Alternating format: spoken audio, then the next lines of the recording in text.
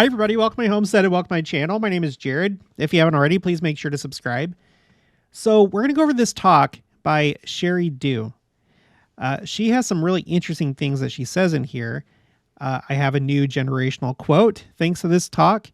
And the third time that I've heard the phrase latter part of these latter days. That's something that I'm collecting because I've noticed that being used recently. This talk is actually from December 9th of 2003, but I still want to collect that because I think we are getting toward the end. So before we get into it, here is the Flood the Earth Challenge. I'm trying to update this every day, but I just never mind that man behind the curtain. I said, go away and come back tomorrow. Okay, so look, I'll update it later. We're at 9,955 copies of the Book of Mormon that have been shared so far. We're trying to get to 10,000. We may already be there. I just need to update it. But please consider, participating in this challenge because, we're trying to get copies of the Book of Mormon to be shared that otherwise would not be shared. This is meant to motivate all of us to share those copies of the Book of Mormon that we normally wouldn't share. So once you do that, just let me know in the comments or send me an email. Make sure to include #flood.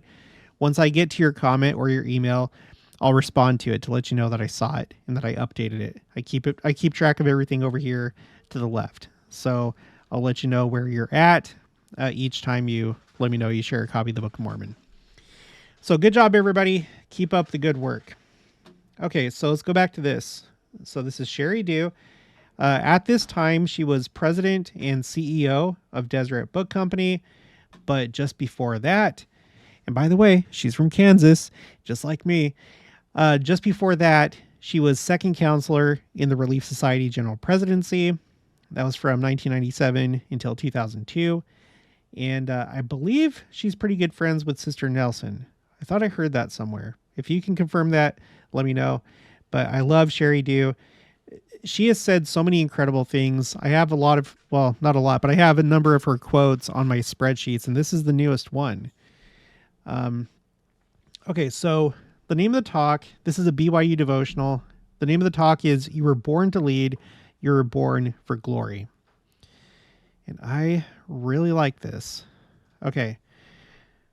For God, our Father, and his Son, Jesus Christ, with their perfect foreknowledge, already recommended every one of you to fill your mortal probation during the most decisive period in the history of the world.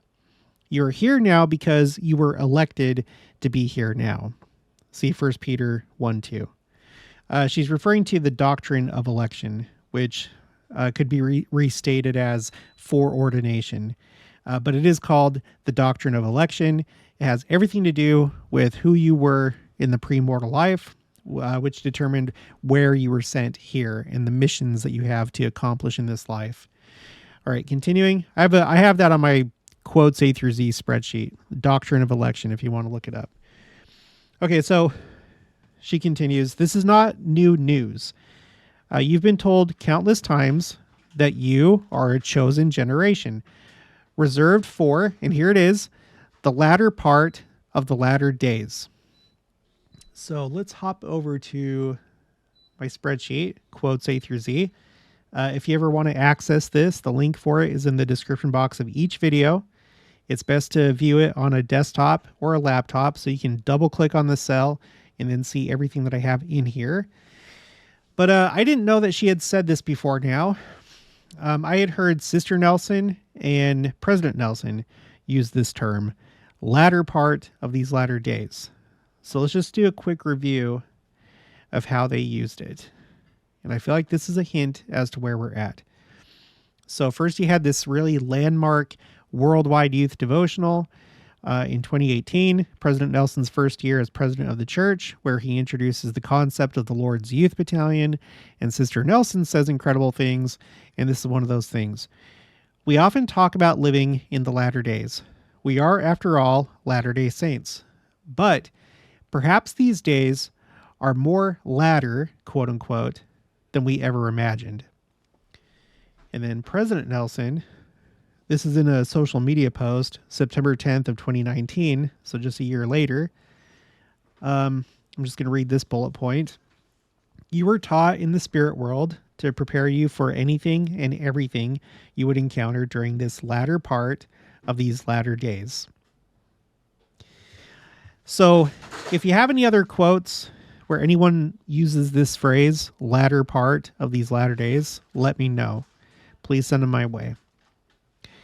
I feel like this, along with so many other things, should be an indication that the second coming is not far away, that we're pretty well progressed into this dispensation. We're in the last part, the latter part of the last days. Okay, let's get back to the talk.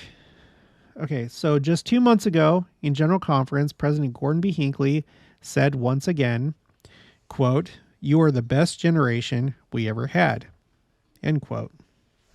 And I need to go look that up and add that to my spreadsheet. I have this spreadsheet called Quotes Rising Generation. I have to have these separate spreadsheets when there's like special types of quotes. Like I have all these quotes that have to do with specific generations on a timeline because I want to see them in this way and compare it with other things like Israel, how long it's been a country, and other stuff that we've covered. So that's why this quote is ending up on this spreadsheet. It's my third quote for the year 2003. As always, I just need to remind you, no, they haven't always given generational quotes. It only goes back to the earliest one that I can find is 1966. If you have something from before then, please send it my way. I do have a couple kind of quotes, one from Joseph Fielding Smith. I'm not going to read it right now. He was saying that he believes that there are those that are living at the time that he said that will see the second coming. And then Joseph Smith's prophecy all the way back here in 1843. I recently did a video about this with the passing of the world's oldest living woman from Spain, Maria Brañas Moreira. But anyway, okay, so back to this. So it's a new generational quote. And I'll have to add this one from President Hinckley. Continuing, it's akin to being chosen to run the last leg of a relay, where the coach always positions his strongest runner. So here's a new metaphor, analogy. The last leg of a relay. Just to further emphasize the latter part of the latter days. And let's do a quick review before we continue of these sports analogies that have been used. Okay, so aside from this one that we're reading from Sheri Dew, there's 3 others. There's this one from Ezra Taft Benson. Oh, and by the way, so the 3 people that have made the most generational comments, statements, quotes has been first Ezra Taft Benson, and then after that President Hinckley, and then after that President Nelson. They are the 3 that have spoken the most about specific generations. So here's at the time Elder Ezra Taft Benson of the Quorum of the 12 Apostles. This is also a BYU devotional, March 4th, 1979. The name of the talk is In His Steps. I'm not going to read the whole thing. He just talks about being saved. You were saved for these last days to come to earth. And then he says, it is that God has saved for the final inning some of his strongest children who will help bear off the kingdom triumphantly. And that is where you come in. You are the generation that must prepare to meet your God. He goes on to say, make no mistake about it. You are a marked generation. And then later, he says, you are a royal generation. The heavenly grandstands, like going along with the baseball analogy. The heavenly grandstands are cheering you on. You are fast coming to the close of this game. Okay, so you have this baseball analogy, the final inning, There are 9 innings in a baseball game. Now, let's fast forward to President Nelson. Here we are, June 4th, 2018. This is a social media post. And he says, last night at the Worldwide Youth Devotional, I remarked that our Heavenly Father has reserved many of his most noble spirits, perhaps I might say his finest team, finest team for this final phase. Those noble spirits, those finest players, those heroes are you, the youth of the church. Actually, now that I think about it, he may have been, this may be a sports analogy too. This is from a YouTube video posted by KSL News. It's called President Nelson, Brilliant Mind, Gentle Heart. It's at the 43-minute and 51-second mark. Credit goes to Mitch, who sent this to me, April 1st, 2018. So during his first general conference as president of the church. He says, I think the young people of the church are the finest that have ever been on planet Earth. They've come with that special equipment. Whenever I've read this, I've thought about like, I guess because I was in the Army, I think about like military equipment. That's just like naturally what my mind goes to. But who knows? I mean, if I were to guess, I would think that at this point, maybe he was thinking about like sports equipment, but I don't know. It's not a big thing, but they've come with that special equipment that God has reserved for the wind-up scene prior to his second coming. Okay. And then the last one, President Nelson. This is FSY 2022. I have an audio recording of this. Somebody sent that to me. I can send that to you if you'd like. Just send me an email. And he says, now think about what President Ezra Taft Benson said about the last inning. So fast forward from the 80s or like the late 70s to 2022. Using a baseball analogy, we are in the last half of the 9th inning. So it's not even just the last inning. It's now the last half of the 9th inning, according to President Nelson. And I'm sure that he had Ezra Taft Benson's analogy in mind. Okay, the latter part of the latter days, you guys. Our Heavenly Father and his Son chose you to be on their team when the game's on the line. And then later, I'm not going to read the whole thing, but he again reiterates that is his agenda for this final inning. And then he talks about the Lord's Youth Battalion. So, and again, I just want to point out, during the Worldwide Youth Devotional, when he introduced the concept of the Lord's Youth Battalion, I think that that's like a serious concept for him. It's not a joke. It's not just like a flowery thing. You have these age groups that were present, born in these respective years. And this is when they would have began their missions, at least the young men. And the last ones are beginning their missions this year in 2024. So it's probably a bit broader than that, but if this is the last team, if this is the final team right here, then the last ones are going this year and probably like early next year. So that's interesting to think about. Okay. So back to Sheri Dew. She's talking about, a race, and she says, it's akin to being chosen to run the last leg of a relay, where the coach always positions his strongest runner. You were recommended to help run the last leg of the relay that began with Adam and Eve because your premortal spiritual valor indicated you would have the courage and the determination to face the world at its worst. Boy, oh boy, is it at its worst right now. Just look at what the Olympics that we just had. To do combat with the evil one during his heyday, and in spite of it all, be fearless in building the kingdom of God. You simply must understand this because you were born to lead by virtue of who you are. the covenants you have made, in the fact that you are here now in the 11th hour. So the 11th hour. That's how I came across this. The last video that I published had to do with the 11th hour. And when I came across this talk, I was like, this is a video all its own. So, but I'm going to have this quote on my spreadsheet called Quotes, Numbers, because here's another example of the 11th hour. Okay.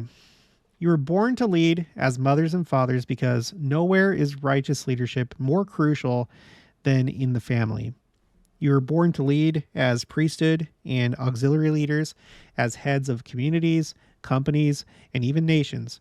You were born to lead as men and women willing to, quote, stand as a witness of God at all times and in all things and in all places, end quote. Because that's what a true leader does. You were born to lead, she puts in italics. And in the words of Isaiah, you were born for glory.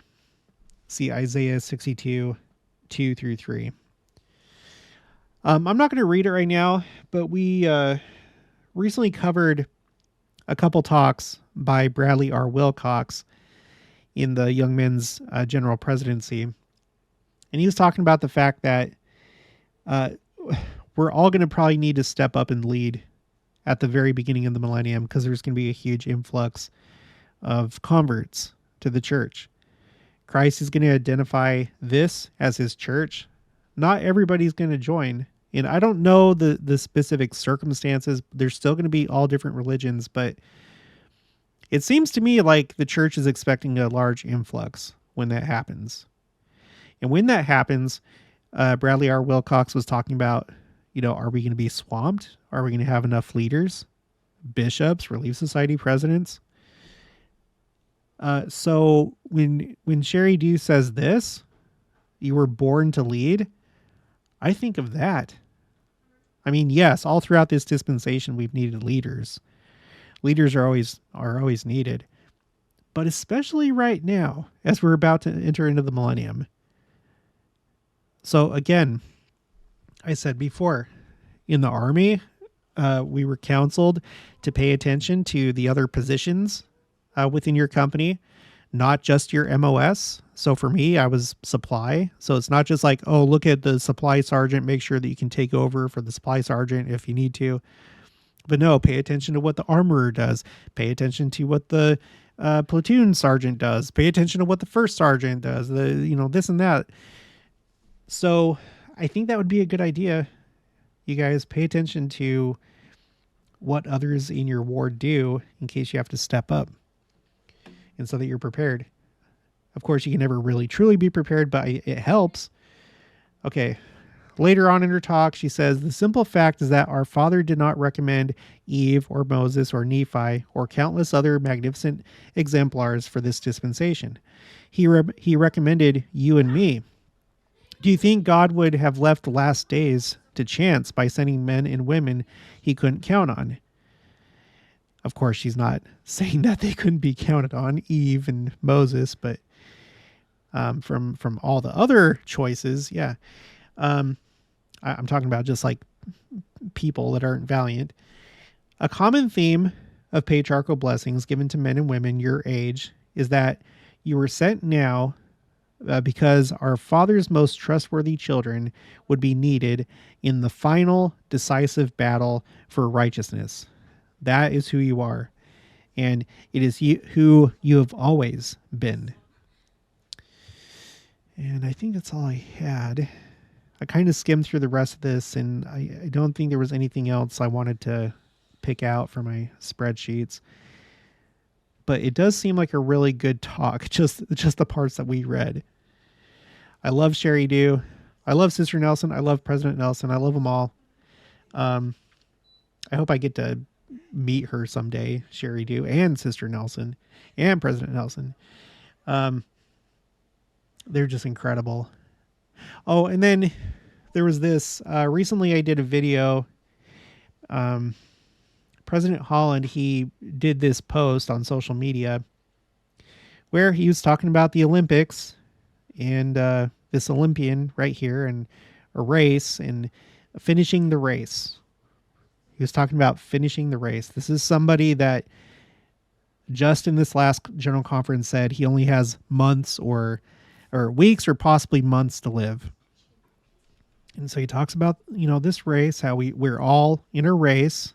We're trying to get to the end and, endure to the end. And then he does this, and I don't know. He says, it may not feel as if it comes with a medal or a trophy, but we know that the prize is real. It is what Christ conveyed at the conclusion of the crucifixion when he said, "It is finished. Into thy hands I commend my spirit." So I don't know if that's how he feels right now because he's approaching the end of life, or it seems like he is. I don't know if he has the second coming on the mind. It's kind of cool. Jenica, my wife, pointed out, it's like when you take these two pictures together, he's like looking up at the sky. Of course, he's not looking at this. This is like a stock photo down here. But you put the two together, I think a lot of us are going to take up this position in facial expression when we see the sign of the Son of Man in the sky and Christ coming. That's going to be the end of this 6,000 year race to the millennium. And I do think it's close. Okay, well, that's going to be it for this one. If you haven't already, please make sure to subscribe, like this video if you liked it, leave your thoughts and opinions down in the comments below. Also, make sure to share it, and I'll talk to you guys later.